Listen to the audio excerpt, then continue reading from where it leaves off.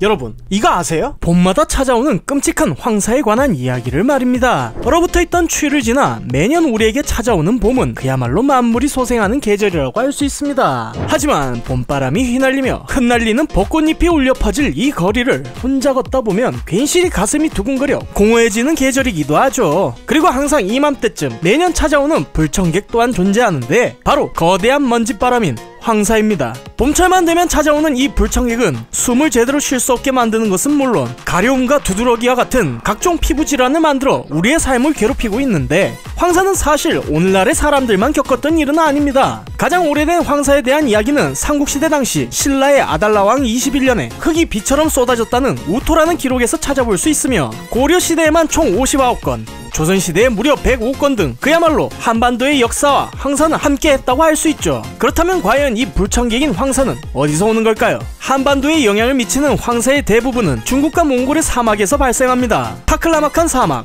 고비 사막, 황토고원지대가 위치한 이곳은 매우 건조한 환경을 가지고 있는데, 이곳의 모래는 우리가 일반적으로 생각하는 모래보다 훨씬 작은 크기를 가지고 있죠. 추운 겨울철엔 이 모래들이 얼어붙어 있다 날씨가 풀리는 봄이 되면 잘게 부서지기 시작하는데, 이 부서진 작은 모래들이 바람에 날리면서 발생하는 모래바람이 지구의 자전으로 생기는 대기 대순환인 편서풍을 타고 한반도로 날아와 대환장 파티가 시작되는 것이죠. 이렇게 생긴 황사는 한반도와 일본을 거쳐 무려 태평양 건너 하와이 해변까지 도달할 정도입니다. 그나마 다행스러운 것은 한반도의 꽃샘 추위를 만들어내는 시베리아 기단이 마치 에어커튼처럼 황사를 막아줄 때가 있다는 것이지만, 이 역시 눈으로 봤을 때 그나마 낫다는 거지, 정작 정말 미세한 물질들은 그대로 대기 중에 남아 우리에게 피해를 주고 있죠. 그런데 놀라운 사실은 황사는 원래 그렇게 나쁜 것은 아니었다는 것입니다. 이게 무슨 소리냐 하면, 봄철마다 찾아오는 황사에 포함된 석회와 같은 알칼리 성분이 토양을 중화시켜 산성화를 막아 땅의 지력을 올려주고 저 멀리 바닷속의 플랑크톤에게는 먹이를 공급해